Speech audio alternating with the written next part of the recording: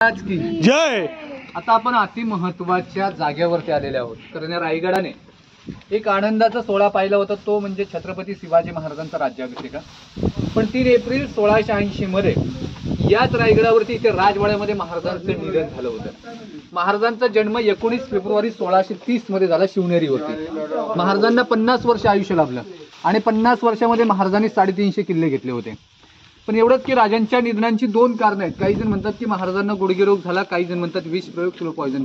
महाराजांची समाधी पुढे एक मंदिर दिसतं ना शेवटला, पाठीमागे एक पांढरा कळस आहे छोटा घुमट, ती महाराजांची समाधी, ते पाठीमागे वर कळस येतो. आता समोर तुम्हाला एक भिंत दिसते की याडवी खिडकीवाली, त्या भिंतीपासून या भिंतीपर्यंत पूर्ण महाराजांचं राहण्याचं ठिकाण होतं. त्याला राजवाडा म्हणतात. हा राजवाडा 2 मजली उंच होता. याच्यावरती पूर्वी लाकडी छत होतं. आपल्या समोर जर चौथरा ही जागा, ही अति महत्वाची जागा आहे. हे महाराजांचं बेडरूम होतं. महाराजांनी अखेरचा श्वास या जागेवरती सोडला होता. येणारे शिवभक्त इथली माती सुद्धा आपल्या कपालाला लावतात. म्हणून तर म्हटलं जातं, मॅडम हे चप्पल घालून वरती नका. म्हणून तर म्हटलं जातं की जर का जिजामाता तुम्ही जन्माला आल्या नसता तर आमच्या अंगणात दिसली नसती चुलत, आणि शिवराय तुम्ही जन्माला आले नसता तर मंदिरांचे राहिले नसते कळस. तिथे पाण्याच्या टाक्या होत्या, पिण्यासाठी पाणी साठवलं जायचं.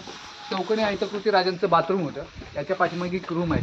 शिवराई होड राजमुद्रा नाणी बनवायचे, कॉईन्स वगैरे छापखाना मिंट.